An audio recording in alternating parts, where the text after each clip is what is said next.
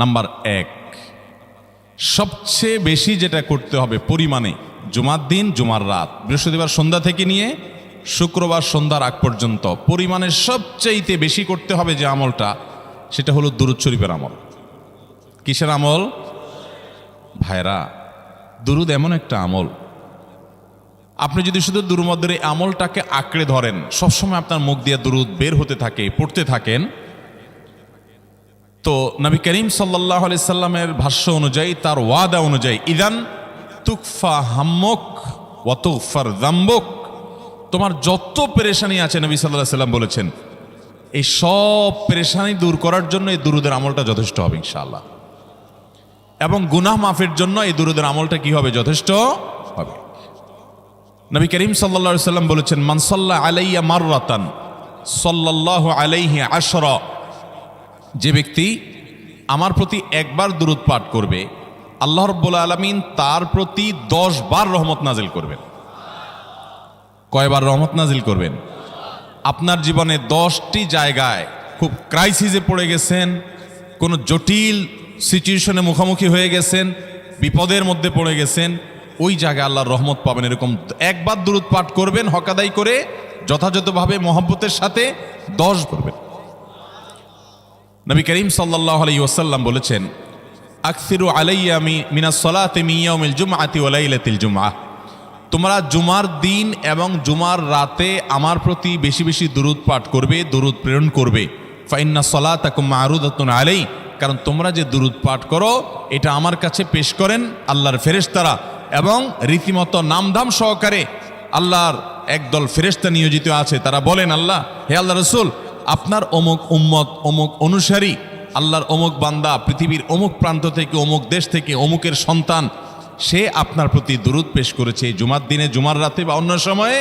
এটা নবী করিম সাল্লাল্লাহু আলাইহি সাল্লামের কাছে রিপোর্ট দেওয়া হয় আল্লাহর নিযুক্ত ফেরেশতাদের মাধ্যমে। আপনি যখন দুরূদ পাঠ করবেন, আপনার ভিতরে এই ফিল হবে যে আমি দুরূদ পাঠ করছি, আর আমার নবীর কাছে এটা উপস্থাপিত হচ্ছে আমার নাম ধাম, আমার রিপোর্ট সহকারে। এই জন্য শুক্রবার দিন এবং রাত, অর্থাৎ বৃহস্পতিবার সন্ধ্যা থেকে নিয়ে শুক্রবার সন্ধ্যা পর্যন্ত এই 24 ঘন্টার মধ্যে নবী করিম সাল্লাল্লাহু আলাইহি সাল্লামের ভাষ্য খেয়াল করেন, আকসিরু আলাই, ওলামা একরাম জানেন, নবী আলাইহিস সালাম সাধারণত কোনো আমল পরিমাণে বেশি করতে বলতেন না। পরিমাণে বেশি করতে বলার মতো আমল খুব কম ইসলামে। গোটা কোরআন যদি খোলেন আপনি, পরিমাণে অধিক করতে বলা হয়েছে এরকম আমল খুব বেশি পাবেন না। তোমরা বেশি বেশি করে নামাজ পড়ো, বেশি বেশি করে রোজা রাখো, এরকম কথা কোরআন হাদিসে নাই। অবশ্যই একজন ইমানদার 5 ওয়াক্ত ফরজ নামাজের পাশাপাশি অধিক পরিমাণে নফল নামাজও পড়বেন, সেটা ভিন্ন কথা। কিন্তু কোরআনে বেশি পরিমাণে আল্লাহর জিকির করার কথা বলা হয়েছে।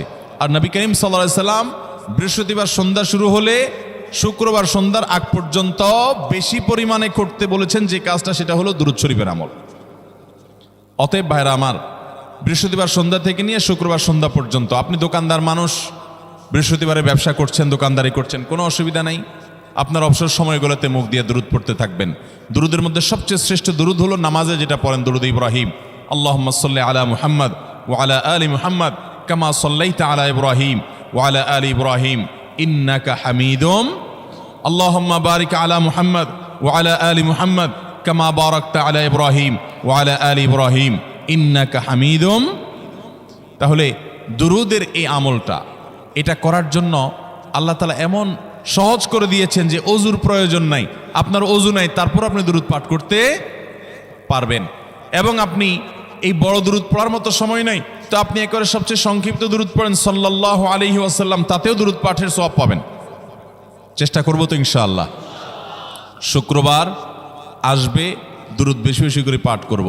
আপনি দোকানে কাজ করেন, আপনার দোকানে আপনার সহকর্মী আরও কাজের লোক আছে, আপনি সবাইকে স্মরণ করাবার জন্য নিজে জোরে জোরে দুরূদ শরীফ পড়বেন এবং বলবেন যে শুক্রবার শুরু হয়ে গেছে, সবাই দুরূদ শরীফের আমল করো। ভাইরা আমার, আমি আমার জীবনের কথা বলতে পারি। আমার জীবনে ওই যে হাদিসের উপরে ইয়াকিন এবং বিশ্বাস আলহামদুলিল্লাহ ছিল, আমার জীবনে আমি অনেকবার দেখেছি এরকম জটিল পরিস্থিতি হয়েছে যে দেয়ালে পিঠ থেকে গেছে, নড়ার জায়গা নাই, আর কোনো আপাত দৃষ্টি থেকে এই বিপদ থেকে উদ্ধারের কোনো পথ নাই।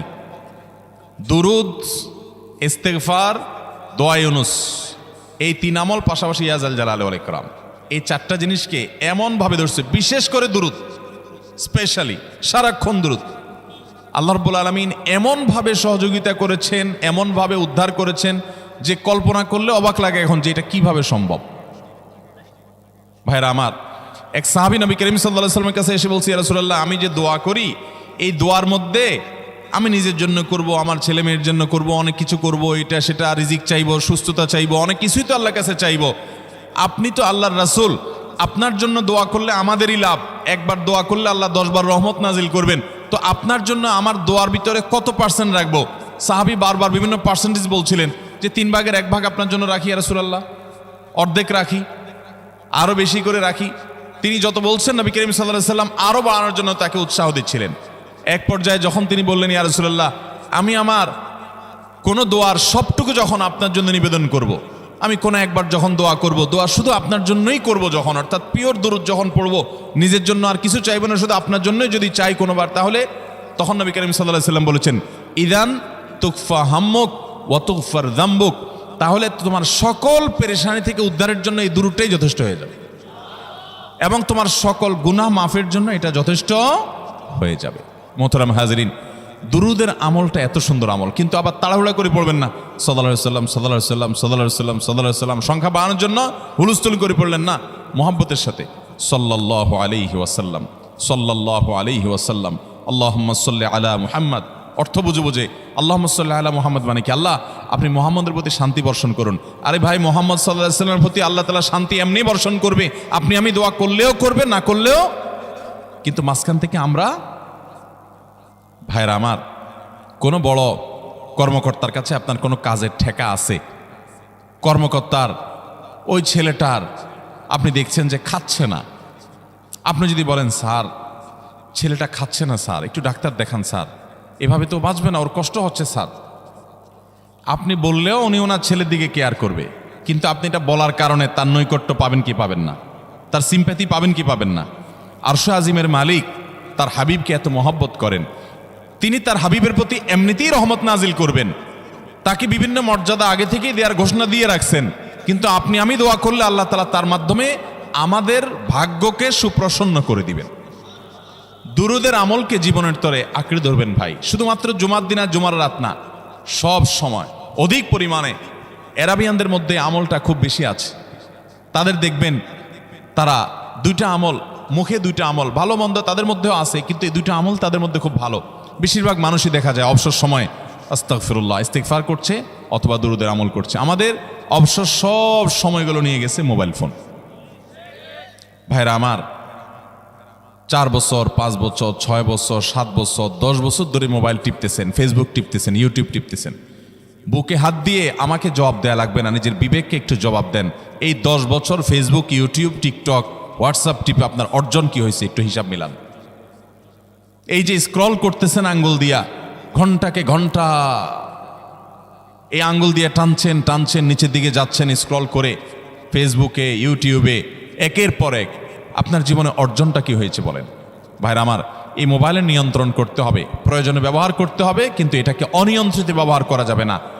একেবারে যখন তখন সারাদিন টিপাটিপি করলেন, আজকাল তো পোলাপান টয়লেটে গেলেও নিয়ে যায়। আল্লাহ তাআলা আমাদেরকে এই রোগ থেকে বেঁচে থাকার তৌফিক দান করুন। ভাইরা আমার, জীবনটাকে পরিবর্তন করতে হয়, সারা জীবন তো একরকম থাকলে হবে না। বহুত পাগলামি করেছি, আসুন নিজেকে সংশোধন করি। তাহলে জুমার দিন উপলক্ষে 1 নম্বরের আমল বলেছি, বেশি বেশি কোন আমল করতে হবে? সারা জীবন মনে রাখবো তো ইনশাআল্লাহ। বাসা বাড়িতে পরিবারের লোকদেরকে মনে করাবো তো ইনশাআল্লাহ। আমি আমার ড্রাইভার থাকুক, আমার ছেলে মেয়ে থাকুক, আমার পরিবারের লোক থাকুক, আমি আমার কথা আপনাদের বলি উৎসাহের জন্য, যে জুমার দিন শুরু হয়ে গেলে শুধু আমি না, আমার পরিবার অন্যান্যরাও একে অন্যকে আমরা স্মরণ করে দিই। কে কে দুরূদ পড়তে কতবার পড়ছো, কেউ পড়ছে কিনা একবারও, সন্ধ্যা হয়ে গেছে, অনেকক্ষণ হয়ে গেছে, সবাই শুরু করি, আমলটা করবো তো ইনশাআল্লাহ। নাম্বার 1। নাম্বার 2, জুমার দিন উপলক্ষে অন্য যে কোনো দিনের চাইতে জুমার দিন অর্থাৎ শুক্রবারের ফজর নামাজ পুরুষরা মসজিদে জামাতের সাথে পড়বেন, জামাতের সাথে পড়ার নিয়ত করবেন পাক্কা। কারণ অন্য যে কোনো দিনের ফজর নামাজ না, শুধুমাত্র যত নামাজ আছে, নবী করিম সাল্লাল্লাহু আলাইহি সাল্লাম বলেছেন, আফদালুস সালাওয়াতে ইনদাল্লাহ, আল্লাহর কাছে দুনিয়ার সব নামাজের মধ্যে 5 ওয়াক্ত সাধারণ নামাজগুলোর মধ্যে সবচাইতে উত্তম নামাজ হলো সলাতুল ফজরে মাআল জামাআতে ইয়াউমাল জুমআ। জুমার দিন ফজরের নামাজ জামাতের সাথে আদায় করা হলো যত নামাজ আছে এর মধ্যে সবচেয়ে শ্রেষ্ঠ নামাজ। তাহলে জুমার দিনে এই বিষয়টা বিশেষভাবে খেয়াল রাখবো। জুমার দিন ফজর নামাজটা পুরুষরা কোথায় পড়বো, এবং সেটা বৃহস্পতিবার থেকে পরিকল্পনা শুরু করবো যে কালকের ফজর নামাজ যাতে কোনো অবস্থাতে আমার মিস না হয়। আমাদের আখিরাতের ব্যবসা এটা ভাই, আখিরাতের কারেন্সি সংগ্রহ করা। যত খুঁটে খুঁটে ভালো ভালো আমলগুলো করবেন আপনার আমল নামাতে আমল সওয়াব জমা হতে থাকবে। চেষ্টা করবো তো ইনশাআল্লাহ। আমাদেরকে শয়তান অন্যদিন ফজরের নামাজ পড়ার সুযোগ হলেও শয়তান এমনভাবে আমাদেরকে ধোঁকা দেয়, শুক্রবারে ফজরটা পড়াটা সবচেয়ে বেশি কঠিন হয়ে যায়। কেন জানেন?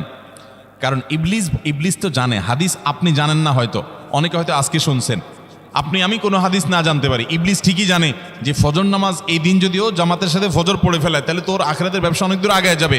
ওর সাথে তো আমাদের বাবা আদমের সাথে সেই চ্যালেঞ্জ, আদম আলাইহিস সালামকে সিজদা করতে বলা হয়েছে, সে তো করে নাই, তার সৌজন্য বা তার জন্য সিজদা নিবেদন করে নাই।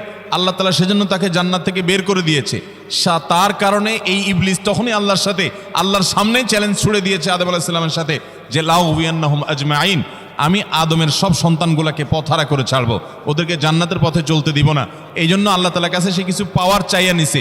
এর ভিতরে একটা হলো কিয়ামত পর্যন্ত হায়াত পাবে, আরেকটা হলো আমাদের রগের সাথে সে মিশতে পারে, রক্ত প্রবাহের সাথে মিশতে পারে, শরীরের মধ্যে প্রভাব সৃষ্টি করতে পারে, আমাদেরকে দুর্বল করতে পারে, মন্দ দিকে টানতে পারে, ভালো কাজ যেন না হয় মনে মনে কুমন্ত্রণা সৃষ্টি করতে পারে। এই পাওয়ার সে নিয়ে এসেছে। এই জন্য তার সাথে আমাদের চ্যালেঞ্জ। সে হাদিস জানে যে জুমার দিন ফজর পড়লে আমাদের অনেক লাভ হয়ে যাবে। এই জন্য সে বৃহস্পতিবার রাতে, অন্য দিন যদি আপনি 10টা 11টা বা 11:30টায় ঘুমান, 12টায় ঘুমান, জুমার দিন অর্থাৎ বৃহস্পতিবার দিবাগত রাতে আইসা ইবলিস বলে, আরে পাগল হইছস, কালকে হলো শুক্রবার, দোকানদারি নাই, ব্যবসা নাই, চাকরি নাই, মহিলাদেরকে বলে কালকে পোলাপানের স্কুল নাই, মাদ্রাসা নাই, আজকে একটু টক শো, মিষ্টি শো, নাটক, সিনেমা, ইউটিউব, ফেসবুক, ওয়াজই শোন অন্তত। শয়তান কি বলে, ঠিক আছে তো যদি এত ফিল্ম দেখতে মনে না চায়, তো যদি মুসলমান হস, নেককার হস, তো ঠিক আছে অমুক হুজুরের ওয়াজ শুন। এই হুজুরের ওয়াজ শোনাত লাগাই দিয়ে রাতে 1টা 2টা পর্যন্ত পার করে দিল। এরপরে ফজর নামাজ ওর জামাতের সাথে মিস শেষ। ভাইরা আমার, প্রত্যেক বৃহস্পতিবার আসলে সন্ধ্যার সময় প্রতিজ্ঞা করব, সপ্তাহের অন্য দিন যদি আমার ত্রুটি বিচ্যুতি হয়ও আমি সেটাকে কারেকশন করার চেষ্টা করব, কিন্তু শুক্রবার ফজরটা পুরুষ হিসাবে আমি জামাতের সাথে পড়বই পড়বো। তার জন্য রাতে আগে আগে শোবো, ডাবল ট্রিপল অ্যালার্ম দিয়ে শোবো, অন্য নামাজি বন্ধুকে বলবো ফোন দিয়ে ডেকে দিবি, একে অন্যের সহযোগিতা করব, কিন্তু ফজরের নামাজ জুমার দিন ছাড়বো না ঠিক আছে তো? কয়টা আমল হলো? 2টা। মনে রাখবেন তো ইনশাআল্লাহ। আগামী বছর তো আমার মাহফিল আমি আর করব না, কিন্তু আগামী বছর যে মাহফিল করবেন সে আলোচককে আমি রিকোয়েস্ট করবো ইনশাআল্লাহ, আয়োজকরা এটার সবক জননায় আগামী বছর দিতে পারবেন তো ইনশাআল্লাহ। আমল যদি করেন তাহলে সবক ঠিকই দিতে পারবেন। ওই যে ভাই সবগুলো শুনে দিছে, কারণ এই আমল করেন। আচ্ছা, 3 নম্বর আমল হলো সূরা কাহাফ পড়ব। কোন সূরা পড়ব? সূরা কাহাফ। যারা কোরআন পড়তে পারেন না তারা শুনবেন, আর যারা পড়তে পারেন তারা নিজে পড়বেন। সূরা কাহাফ যদি জুমার দিন কেউ পড়ে, নবী করিম সাল্লাল্লাহু আলাইহি সাল্লাম বলেছেন এই সূরাটা তার জন্য নূর হবে, নূর, আলো আল্লাহর তরফ থেকে। কিয়ামতের ময়দানে ভয়াবহ গুটগুটে অন্ধকার হবে। কিয়ামতের একটা ভয়াবহ শাস্তি হলো অন্ধকারের শাস্তি। ভাইরা আমার, অন্ধকারের শাস্তি মানে এমন ভয়াবহ অন্ধকার হবে যে দুনিয়ার অন্ধকারের সাথে এর কোনো তুলনাযোগ্য নয়। সেই ভয়াবহ অন্ধকারে কিছু আমল আছে যে আমলগুলো মানুষের ওই অন্ধকারের মধ্যে আলোর কাজ দিবে। এর মধ্যে একটা হলো অজুর অঙ্গগুলো যদি কেউ ভালো করে অজু করে, সুন্দর করে ডলে ডলে যেন শুকনা না থাকে, উত্তম রূপে যদি অজু করে কেউ, পানি অপচয় না করে, পানি অল্প নয় কিন্তু ডলে বেশি, সুন্দর করে যদি কেউ অজু করে, এই অজুর অঙ্গগুলো কিয়ামতের ময়দানে উজ্জ্বল হয়ে জলজল করে জ্বলতে থাকে এবং তার জন্য আলোর কাজ দেয়। সবাই যখন অন্ধকারের আযাবের মধ্যে নিমজ্জিত থাকে, হাউতাশ করে, তখন এই ব্যক্তির এই আমলটা তার আলো ভূমিকা আসে। আর আরেকটা হলো এই সূরা কাহাফ। অন্য অনেক উলামা ইকরাম বলেছেন এর ব্যাখ্যা হলো সূরা কাহাফ যদি কেউ এক বৃহস্পতিবারে পড়ে, পরের বৃহস্পতিবার পর্যন্ত, এক শুক্রবারে যদি পড়ে, পরের শুক্রবার আগ পর্যন্ত পুরো সপ্তাহব্যাপী তার ভিতরে নূর, ঈমানের নূর, তাকওয়ার নূর, ইলমের নূর, আমলের নূর, ভালো মানুষ হওয়ার নূর তার ভিতরে আল্লাহ তাআলা সৃষ্টি করে দিবেন। এই জন্য জুমার দিন সূরা কাহাফ পড়বো তো ইনশাআল্লাহ।